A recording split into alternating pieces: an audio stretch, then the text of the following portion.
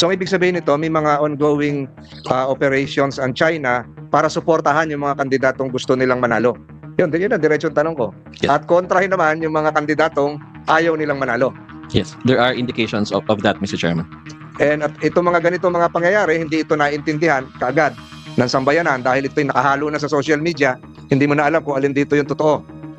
Is that Yes, correct? That's correct, Mr. Chairman. To underscore that, to influence The creation po of information operations capabilities to influence public opinion and political discourse. So, sa tingin nyo, yan ay ginagawa ngayon.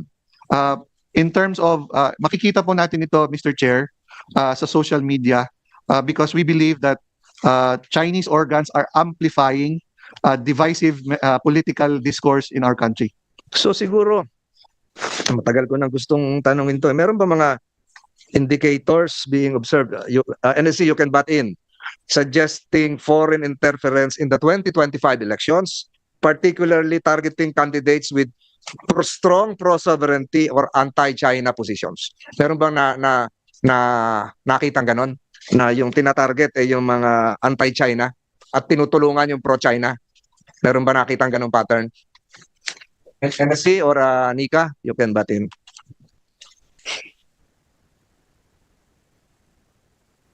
Sino sasagot? Kahit hindi full yung sagot nyo. Quantify yourself. Yes.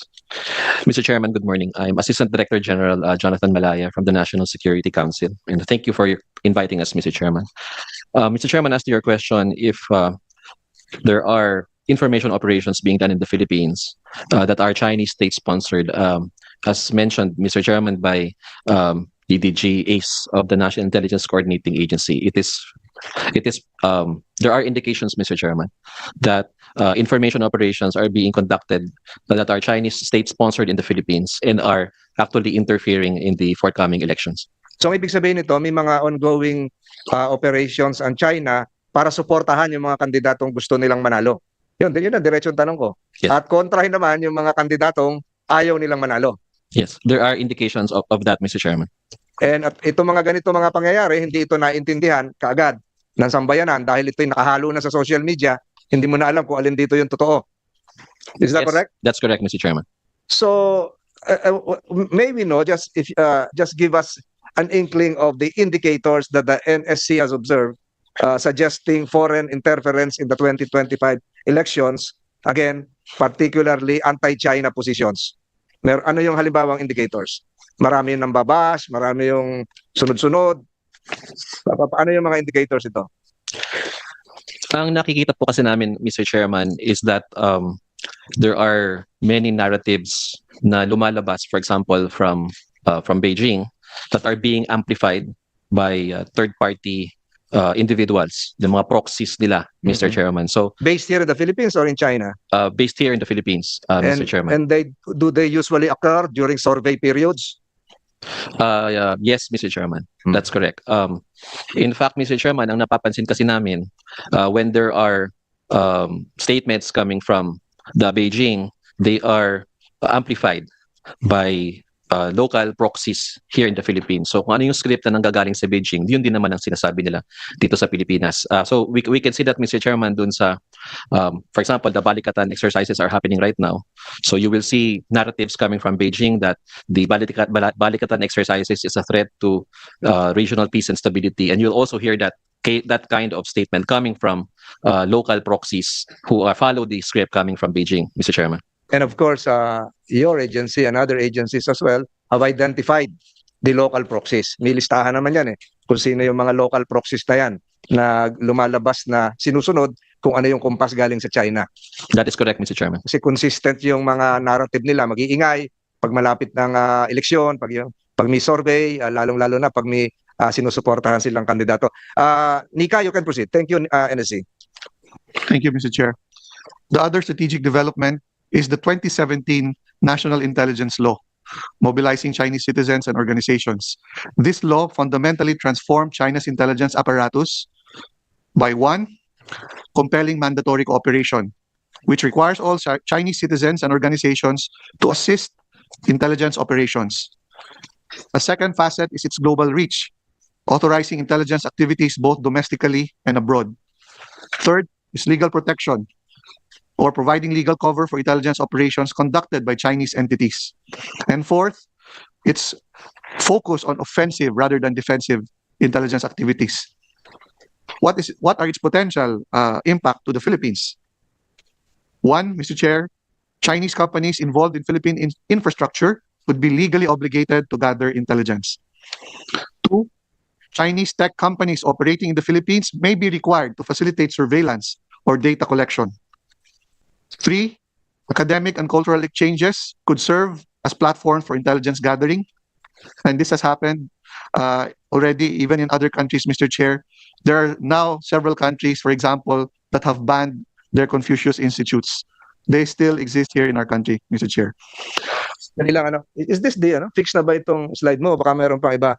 Hindi lang napapalabas nung technical natin. Naka-fix po siya, Naka-fix na Mr. Chair. yan, I'm just reading Okay. through my presentation. And one intriguing question. Do they have the ability to influence not just Filipinos staying here domestically but even overseas?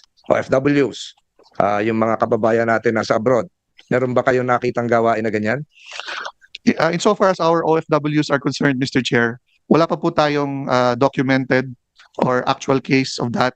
But if you're talking about Chinese diaspora, even here in the Philippines, kahit sabihin po natin, assuming the best of them, that they are not inclined, if they have relatives, if they have interests back home, those are sources of leverage for their government.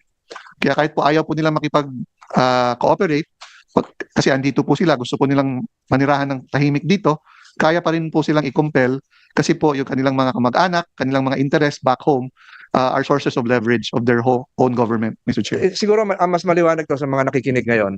Hindi lahat po ng Chinese o Filipino-Chinese ay masama. Hindi naman lahat ay gumagawa ng espionage activities. Meron lang tinutukoy ngayon ang iba't ibang intelligence agencies na may katibayan naman na ang kanilang ginagawa ay hindi para sa interes ng Pilipinas, kung hindi para wasakin pa ang interes ng Pilipinas. Is that the right assumption? Tama po, Mr. Chair. So kaya hindi to blanket condemnation of people of Chinese origin. So may mga nakakatulong, may mga nakatulong sa kalakalan, sa negosyo, sa pagbibigay ng trabaho, pero hindi lahat 'yon. Ang tinutukoy dito yung may mga ginagawang pagmamanman, pagtitiktik na laban sa interes ng Pilipinas. Tama po yan, DDG? Tama po, Mr. Chair. Please proceed. Combining these two and coming up with a comprehensive threat assessment for the Philippines, they create a multi-layered threat landscape. Una po dyan ay sa information domain threats. Ito po ay nagkakaroon po tayo nakikitang sophisticated cyber espionage campaigns targeting government agencies. Nabanggit na po natin yan kamakailan. Nandiyan din po yung potential for data exfiltration from critical infrastructure. Kasama po dyan ang information operations designed to influence public opinion on South China Sea disputes. At saka po ang surveillance of military communications and operations. Sa physical domain naman, ang implikasyon po nito ay intelligence gathering through dual-use infrastructure projects. Nandiyan din po yung monitoring of maritime activities in disputed waters. Pinakita na po kahapon. Collection of signals intelligence through communications equipment. Pinakita na rin po kahapon. As well as the mapping of critical infrastructure vulnerabilities. Other strategic implications include enhanced Chinese situational awareness of Philippine military capabilities and plans, potential compromise of sensitive diplomatic communications. Also, the ability to influence public discourse on China-related issues and intelligence support for gray zone operations in disputed territories. These strategic developments represent a sophisticated approach to information warfare and intelligence gathering that extends well beyond traditional military domains, creating complex security challenges for countries like the Philippines that have territorial disputes and complex relationships with China. Doon naman po sa tanong, ano naman po ba ang mga impormasyon na nakalap na nila? The compromised information varies by target but includes those from the government sector, the private sector. DDG, can we identify some of the government agencies or departments targeted and successfully hacked? Baka hindi nila alam yon. Pwede bang i-reveal yon? Yes, Mr. Chair. I can jump into that, Mr. Chair. Yes. City.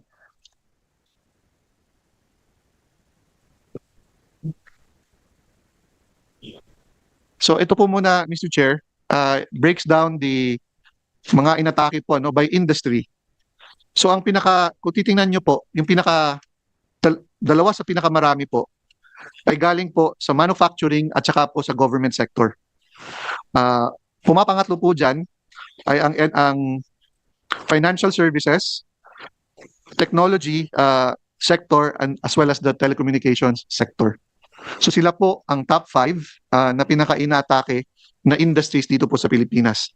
Pagdating naman po sa ahensya, and ito po, Mr. Chair, may kinalaman lang po sa mga ahensya na potentially mapinsala po ng mga Chinese-related activities. Ano po yun?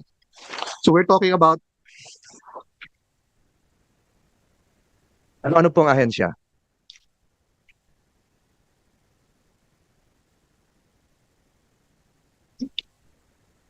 So sa slide po na yan, Mr. Chair, kung makikita po natin,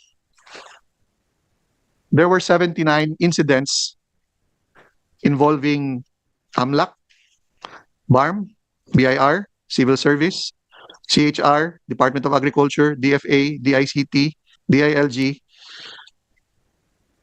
DBM, DOJ, DOST, DPWH, National Irrigation, NAMRIA, and National Telecommunications Commission, Mr. Chair. May representative tayo ng NAMRIA, baka hindi niya alam na na-hack na sila.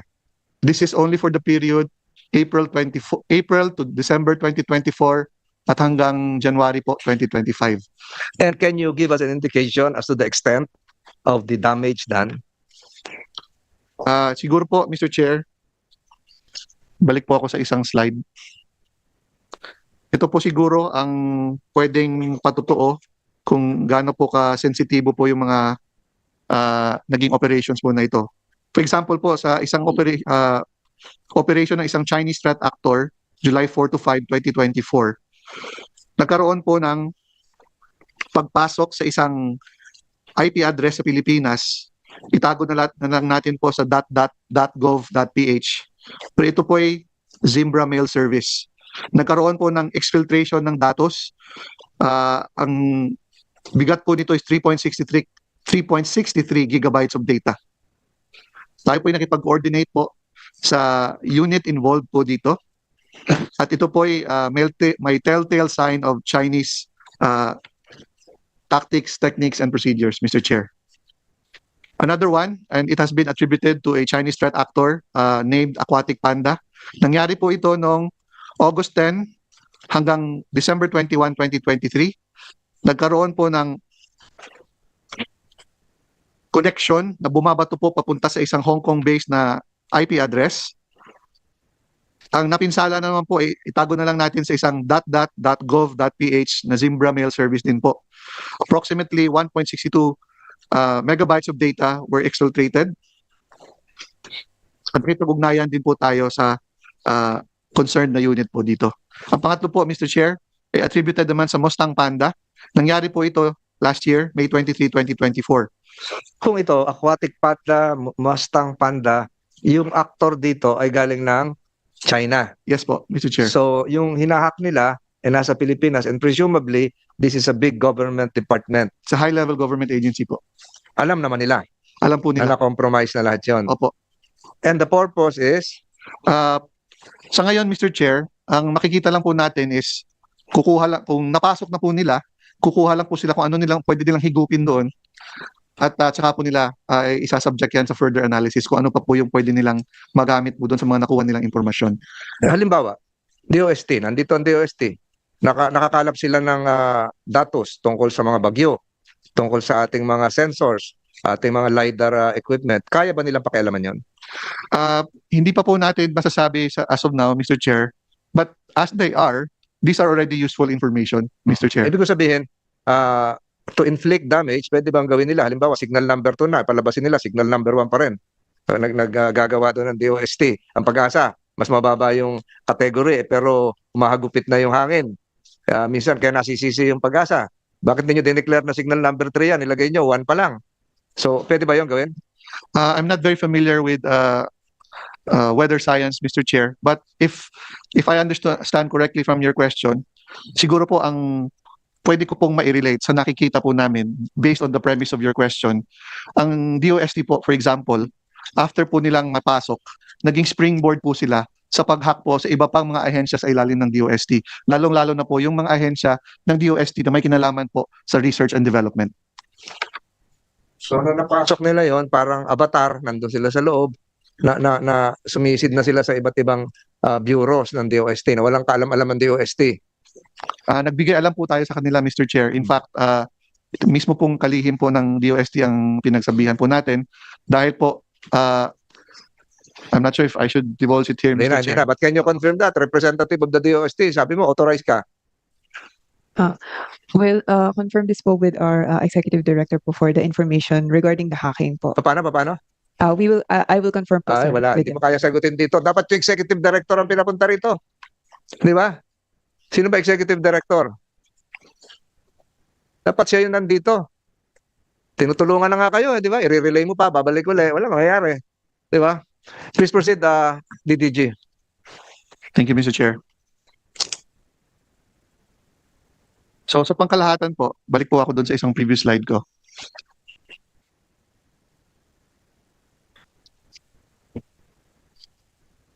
So 234 breaches. Ito po, Mr. Chair, sa nakita lang po namin ito kamakailan. Hindi pa po ito kasama last year, Mr. Chair. Ito, very recent lang po ito. Hindi na lang po natin papangalanan yung ahensya kasi mataas po ang ahensya na ito. It's high level. Pero kung titingnan nyo po, ito po ang mga nangyaring insidente, 234 data breaches na na-uncover po ng ating ahensya. Meron pong 32 na agencies ang meron pong sensitibong impormasyon na nakabulat-lat po sa dark web. Meron pong 91 credentials. Ibig sabihin po, ito po yung ginagamit sa mga ahensyang ito para po mag-access sa kanilang mga websites at sa kanilang mga databases. Yung mga, Ay, pwede silang pasukin pa uli kasi naka-open na, di ba? yes, Mr. Chair. So hindi pa to nagawa ng paraan na masarahan. Ganun ba? Mr. Chair, ang ginagawa po namin as soon as ma-uncover po ito is pinagbibigay alam po kaagad namin sa mga respective agencies. What can they do? Depending po on their cyber capabilities, iba-iba po kasi. Yung iba, hindi pa po matured ang kanilang cybersecurity operations, medyo kulang po ang kanilang magiging action po, Mr. Chair. Compromise lahat. Opo. Lalong-lalo na sa research and development, DOST. And the same is true with the ICT. So 91 compromised credentials. Ano ibig sabihin yan? Mr. Chair, ang credentials po kasi ginagamit po yan para i-access po ang mga websites at Password. Opo, basically password po. At saka yung mga databases. Kung nakabulat-lat po yan, pwede po silang pasukin. At depende po sa role na ginagampanan ng credentials na na-compromise po, pwede pong high-level access po yun, Mr. Chair. Po bang ganitong breaches, yung compromised credentials, kung ito, gaya ng mapang pinakita mo kanina, kung ito ay galing sa China, Chinese operator, pwede ba itong ibigay sa isang local proxy counterpart? O ikaw na, mas malapit ka dyan, mas real time ka. Pumunta ka na doon sa tabi ng building sa Taguig ng DOST. Diyan mo na sila i-operate. Pwede yon? Hindi na po kailangan, Mr. Chair, kasi po meron pong, usually po, ang sa techniques, tactics, and procedures po sa mga ganito, as soon as they have established initial breach, kumukonekta po yan sa tinatawag na command and control server. So kahit po saan yan, usually nandun po yan sa estado na nag-conduct po ng cyber espionage, pwede na po nilang diktahan po kung ano man yung napasok nila, pwede na nilang utusan yung kanilang malware na naipasok para po mag-lateral movement, Mr. Chair, at magkaroon po ng actions on target na tinatawag. So kahit walang kamalay-malay yung mga departments dito sa Pilipinas, akala nila normal lang yung mga nagkukuman doon, wag mo nang i-release yan 13-month pay, bawasan mo ng sweldo si ganito, pwede yun. In theory, Mr. Chair, pwede po siya. Galit ngayon sa sekretary yun. Pati yung mga ibang program na dapat ipatupad na kaagad, dinidelay. Di ba? In fact, Mr. Chair, hindi na nga po nila kailangang pakialaman yung datos, pabagsakin lang po nila yung, or i-deny lang nila ng access yung mga ahensya, malaking disruption na po yun sa day-to-day operations po ng mga ahensya natin. Kahit yung mga anong tawag doon, yung biometrics nila pagpapasok sa umaga hindi na gumagana, hindi alam na nung HR kung anong gagawin, absent si ganito, kaya yon. Yes, Mr. Chair. Ayun, ganun kabigat yung pwedeng gawin nila. Is this still continuing? We'd like to believe that this is still continuing, Mr. Chair. Kaya po, importante po na ipaalam sa ating mga ahensya tsaka even sa pribadong sektor na dapat po tuloy-tuloy po yung kanilang cybersecurity efforts. Kasi po mabilis po magbago ang pamamaraan. In fact po, every few minutes merong naiimbentong bagong malware, Mr. Chair. At yung malware po ang kailangan para magkaroon po ng hacking. So at the rate that malware is being developed, kailangan po talagang paigtingin at pagalingin pa po ang ating cybersecurity operations sa iba't ibang ahensya po.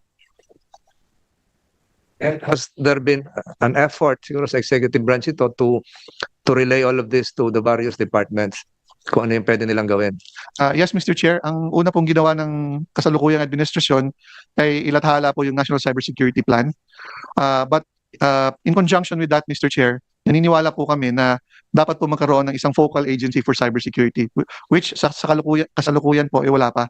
That's why the administration is working on an executive version, and we hope that the Senate and the House will support the version being pushed by the executive po para magkaroon po ng isang dedicated National Cybersecurity Agency, Mr. Chair. Posibilidad ba na yung mga maalwan na hack o napasok ay meron ding local spy na nandoon sa departamento ng DICT o DOST? Hindi nila alam, isang kaopisina nila is working for a Chinese operator. Hindi alam ng mga kaopisina nila na ganun din, kasama nila mananghalian, siya na pala yung nandun. Siya yung local, yung focal person doon sa loob ng kagawaran. Is this a possibility? Para mas maalwan sa kanila. Not just a possibility, Mr. Chair. In fact, yan nga po yung preferred mode of compromising any organization. Ang tinatawag po na insider threat. Mas madali po para sa kahit anong cyber threat actor na i-co-opt po ang isang naandoon na sa loob. Uutusan lang siya magsaksak po ng halimbawa ng isang USB. Uutusan po siya na magkarga po ng isang type of malware. Halimbawa po, mas madali po yan actually, and in fact mas epektibo po yan. In fact, Mr. Chair, ganun po ang nangyari kung naalala niyo po yung pagnanakaw sa Central Bank ng Bangladesh. Ang sistema po na yun ay closed system, yung SWIFT, para po sa financial transfers ng mga bangko. Since closed system po yun, hindi siya mahahack sa loob. Ang nangyari po, may isang empleyado, or whether we do not know kung voluntarily or involuntarily, sa kanya po pinadaan yung paghahack. Kaya po napasok ang Central Bank po ng Bangladesh at nanakawan po sila ng hundreds of millions of dollars, some of which found its way here in the Philippines, Mr. Chair. Mas madali sa China o kung sino man na mag-operate ng ganyan kung meron silang planted na empleyado na doon sa loob. Nandun na mismo sa loob ng halimbawa DICT, DOST. O paano natin ma-determine yung mga yon? Siyempre Pilipino rin yon. Na-compromise na. Is there a way of determining na kung sino itong mga to? Or are you now doing an effort to unmask kung sino-sino itong mga to? Kasi mabilis yung isa nakita ko doon sa isang presentation mo, nagsabay na yung DOST at saka DICT. Sa probinsya pa yung isa, yung previous slide. Kasi kung totoo yan, meron tayong spy sa mga ahensya, ay labas na natin yung mga mukha nila. Di ba? Wala silang karapatan maging bahagi ng civil service roster natin. Mr. Chair, meron po tayong dalawang regulasyon kung saan sa pamamagitan po na ito, pwede po nating ma-prevent po yung binabanggit nyo po na sitwasyon. Ito po ang Executive Order 608 patungkol po sa pagbibigay po ng security clearance at yung kalakip po nito ang Memorandum Circular 78. Hindi naman po ito, this does not fully guarantee kasi this does not apply to all government employees. Pero we are mentioning this lalo na kasi we would like to remind all our government agencies that for those personnel or employees that have access to sensitive systems and information, dapat po dumaan po sila sa security clearance system po natin na pinapamahalaan po ng National Security Council na tinutulungan po ng NICA, Mr. Chair. Is there an internal security clearance system within the ICT? Meron ba ngayon? Yes or no lang? For the Cybersecurity Bureau lang po, sir. So you have a cybersecurity bureau, which is an internal unit. Opo. O external yon? Internal, sir. Anong trabaho nun? Before, sir, mag-hire po, may nagba-background check po kami for the Cybersecurity Bureau po. Bago ma-hire, Ah. background check. Pero pag nagtatrabaho na, nandoon na, Wala, sir, na ano. wala. Oho. Okay na, cleared ka na forever hanggang mag-retire ka. Ganon. Sa DOST, There is a national security clearance system within DOST po, sir. sinong nag-implement nun? I will have to confirm po, Naku, sir. hindi natin masasagot to. I-confirm mo pa. So siguro yun ang kulang dito, DDG, the clearance system should be continuing. Hindi po pwedeng entry level, pumasok, tapos tuwing Lunes, manunumpa na lang ako, ay ganito, no? Pag-ceremony. So we have to do something about that. Kasi may nakita ko kanina ng slide, yung magsabay yung DICT at DOST. Go ahead. Mr. Chair, I was also reminded by our agency legal service that the two guidelines that were mentioned earlier, EO 608 and MC 78, only covers the executive. Yes, Mr. Chair. So wala sa legislative, wala sa judiciary. Wala po, Mr. Chair. Please proceed. Meron akong tanong siguro may mga, wala dito yung Securities and Exchange Commission, may mga volunteer groups, gaya nitong Xiaoxing Volunteer Group, Philippine-China Association of Promotion of Peace and Friendship Incorporated. Ano to? Paano na-scrutinize naman to? Kasi kanina, we're talking of individuals entering the government service. Paano naman yung grupo na entering mainstream society? Na natulong din, paano to na nakiklear?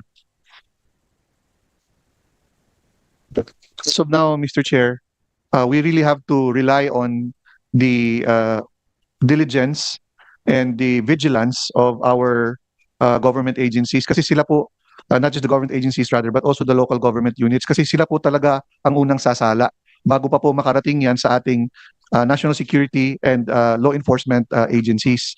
So, Mr. Chair, mahirap po na sagutin kung sino dapat pupunta yung ganitong grupo unless po they have a certain agency has a clear mandate of law na sila dapat ang magpoproseso sa isang grupo. For example, kung magre-rehistro po bilang negosyo, may dadaanan pong mga ahensya po yan, katulad po ng SEC natin. Kung mga ano naman po, kung mga foundation, ganun din po, kailangan po nilang magrehistro, so on and so forth. But beyond that, Mr. Chair, unless vigilante po at aware at nag-due diligence po ang ating mga ahensya, dyan po siguro papasok na yung mga tinatawag natin the things that fall through the cracks, Mr. Chair. I understand that, Admiral Gaban, you're about to leave. Meron kang gustong idagdag? Yes, Mr. Chair.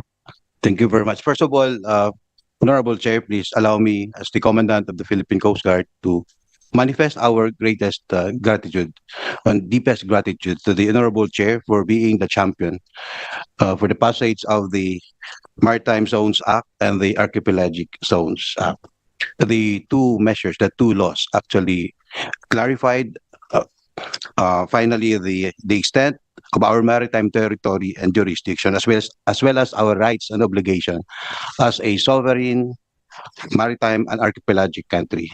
This enabled the Coast Guard to do its role better to secure the sovereignty and territory of this country. That's why, Your Honor, this hearing is very, very important for the Philippine Coast Guard, and it is the reason why I am here to highlight how important this is. So thank you very much, Your Honor, for championing the maritime cause of our maritime country. I have with me, Your Honors, the Commander of the Coast Guard Investigation and Detection Management Service. He has full authority to respond to any question which will be asked by the Honorable Chair on behalf of the Philippine Coast Guard. Thank you, Mr. Chair. The committee is ready to dispense with your presence. I know that you have a lot of things to do today, so we thank your attendance. We will direct some questions later on to Commodore Tanseco. Salamat, sir. Thank you very much, Your Honor. No excuse. Thank you. Thank you. Go ahead, DDG. Yung on a scale of 1 to 10, ganong kalaki na ang damage na lumapat sa ating mga sangay ng pamahalaan? Ganong kalaki na? Huwag mo nang banggitin yung mga government agencies. Mr. Chair, ang pinag-uusapan po kasi natin dito ngayon ay tinatawag nating offensive cyber operations. Dalawang klase po yun, cyber espionage at saka po destructive cyber attacks. Marahil po maraming nag-iisip, wala pa naman tayo nakikitang very destructive cyber attacks. Kaya okay lang po siguro tayo. We would like to make the submission, Mr. Chair, na hindi po dapat tayo kakampante dahil ang cyber espionage po a precursor lamang of what may be potentially destructive cyber attacks waiting to happen, Mr. Chair. Meron po tayong tinatawag na prepositioning activities. Napansin po natin ito sa dalawa out of the three, hindi na lang natin po papangalanan, telecommunications networks, yung tinatawag po natin ng mga customer premise equipment. Yun pong mga routers po. Meron pong mga nakapasok na doon na cyber threat actors, pero kung titingnan yun po, tahimik lang silang andon nung na-monitor po natin. So, it begs the question, what is their intention? So, kung itatranslate nyo po yan sa ibang larangan, for example, what if these threat actors are also prepositioned in critical sectors or critical infrastructure, just waiting for the right time or the right opportunity to conduct attacks? Kaya po, ang submission po namin ngayon, Mr. Chair, is dapat tuloy-tuloy po yung ating cyber threat intelligence, yung ating pong cyber threat hunting, at yung pagpapatalsik po ng itong mga cyber threat actors pag nakikita po natin sila sa loob ng ating mga networks, Mr. Chair. I'm about to wind down, Mr. Chair. I have 3 more slides. Pero bago siguro yon, balikan ko yung hindi ko natanong kanina. One is directed to NSC and one is for NICA. How are the NICA and NSC addressing the infiltration of Chinese disinformation through troll networks and social media in an election year? Monitoring lang ito. How do you address this? Yung infiltration ng Chinese disinformation. Is this ongoing? Yes, Mr. Chairman, we see indications of that currently, that there are activities being conducted, no? In particular, Mr. Chairman, this started actually way back when we saw the passage, for example, Mr. Chairman, of the Maritime Zones Law and the Archipelagic Sea Lanes Act, which the Honorable Chairman was the head and champion of these laws, which the Philippine government saw as a very significant legislation. The reaction from China, Mr. Chairman, was of condemnation. The Beijing said that they condemn and firmly reject the said laws because it gravely infringes on their territorial integrity. And then we saw after that, Mr. Chairman, certain Filipino actors affirming and amplifying that kind of statement. For example, Here, based in the Philippines. based in ito the yung mga Philippines. influencer, maraming follower. Yes. Pag sinabi, magsalita, viral agad. Yes, Mr. Chairman. There were statements coming from these individuals, Mr. Chairman, and they usually conduct their forums in Quezon City. And they said that the passage of the law makes the Philippines idiots. Ang sabi nila, Mr. Chairman, it's the idiotization of the Filipino because the law actually makes diplomacy harder to achieve a win-win solution to the South China Sea problem. And there was a lot of statements also concerning the chair, Mr. Chairman, no, condemning the action of the Philippine government and of the chair. So mula noon, Mr. Chairman, nakikita na natin yung amplification of these types of statements by local actors here in the Philippines. Kaya pala, araw-araw ako nababash. Tagal na. So, second questions, are there confirmed cases of Chinese influence operations aiming to polarize the electorate or undermine public trust in national security policies and territorial defense? Meron bang, kasi iba yung iba yung high level na influence, gaya na nabanggit mo, yung Maritime Zones Law. Ito, meron na naman, yung nalagay sa Google Map yung West Philippine Sea, bigla meron na namang nagsalita ng gano'n. So, are there confirmed cases? Sigurado ba sa kanila galing yon? Mr. Chair, as an annex to the submission of the NSC, kami naman po sa NICA, Mr. Chair, without delving too much into detail, because some of them are currently the subject of ongoing operations, there are certain personalities that are tied to a nexus of the Chinese official and unofficial network here in the Philippines. They have been identified, Yan, mga Pilipino na yan. mga Pilipino po, Mr. Chair, na nakikipag-usap po sa mga identified Chinese personalities, both official and unofficial, dito po sa ating bansa. Pangalawa po, Mr. Chair, and this is also the subject of our cyber threat intel operations, we're trying to establish links online kasi po ang nakikita po natin, it works both ways, Mr. Chair. Meron pong bagsak galing sa China na ina-amplify ng mga kababayan natin na meron din naman po na that are generated by the influencers dito sa Pilipinas who are either anti-administration or or are pro-China, tas ina-amplify naman ng mga identified when we say mouthpieces, Mr. Chair, we're not just talking about personalities, but also their social media channels. So it's working both ways, Mr. Chair. Para pinagsabong na lang tayo. Yes, Mr. Chair. So anong nangyari dyan, pinagsabong na mga Pilipino, pinag-away lahat tayo na hindi naman naintindihan ng iba. Nagre-react doon sa halimbawa sa isang post na halimbawa galing sa mainland China, finalo through ng nandito naka-base, nagre-react na, humaba na yung istorya. Ganun ba nangyayari? Yes, Mr. Chair. And how do we address this? Mr. Chair, that is a very interesting question in light of the ongoing campaign season. Because if it falls within the purview of the election season, dapat po ang Commission on Elections ang umakto po kung papasok na po siya doon sa tinatawag nating election campaigning. However, beyond the elections, on a day-to-day, regular basis, even kami po are hard up in answering the question, sino ba dapat ang namamahala sa pagpupulis ng ating public sphere? Kasi po, again, it impinges on a lot of issues.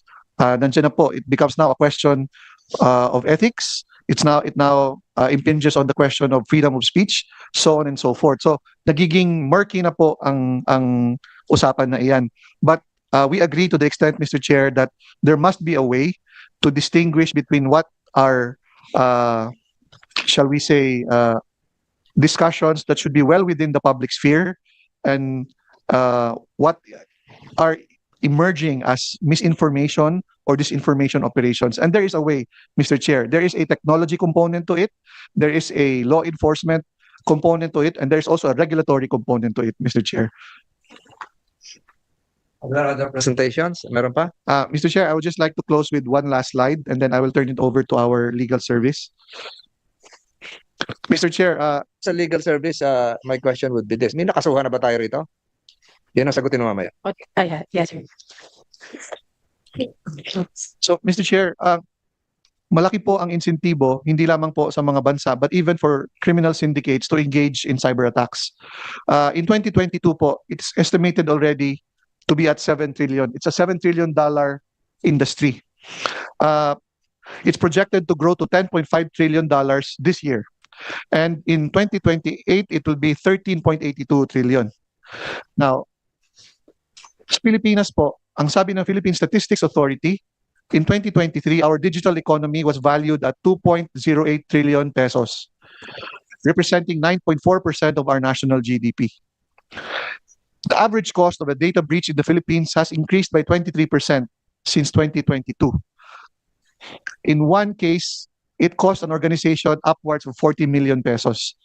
These figures do not account for the incalculable costs to national security and public trust when government systems are compromised. In closing, we support, Mr. Chair, the effort of the legislature to pass pieces of legislation that will strengthen our anti-espionage regime as well as our new regime for what we call now as foreign malign influence and interference.